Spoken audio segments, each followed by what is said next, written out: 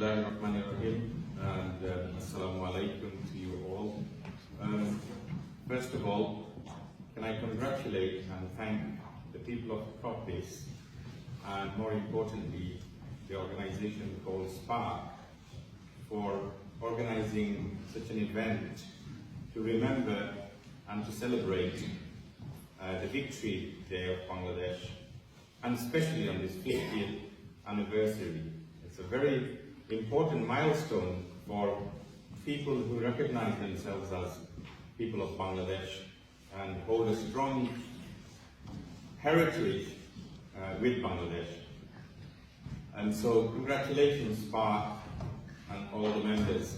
I'm going to tell a little story, but this story is very much aimed at the children and the young people who are present here this afternoon. So for the children, if I can borrow your ears, when I was a child, 1 year old, I was in Bangladesh, in my home village, and in 1971, as a 1-year-old child, there was a war going on in Bangladesh, and my mother and my grandmother and the villagers heard from people that were traveling through various villages that an oppressive army was going to come to our village. And you know, if the army does come to your village, then there is a great chance that people will be hurt, they may even be killed. And as a 1-year-old child, it was important for my grandmother and my mother to go through several villages to get to another village of safety, because they wanted to protect a 1-year-old child, and that child was me. Thankfully, the army didn't come to our village, and everybody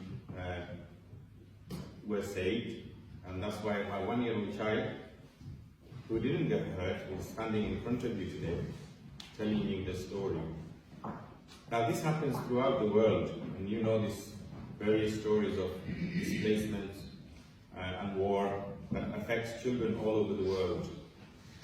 But what is important is people like you, who are resident in Coppis, with your mom and dad, with your brothers and sisters, and your community, you are safe here, and it is our duty, it is your parents' duty, it is our community's duty to protect you, to give you love and affection, and good education. And Maruf mentioned learning about Bangla culture, learning about Bangladesh, your heritage, and being strong people of Oldham, and contributing to Oldham, and also contributing to this country, which is your homeland. I'm not going to say any more, but just to say, Maruf, thanks for inviting me and your colleagues. Of course, many people don't know what my new role is, so I'm just going to very briefly touch on that.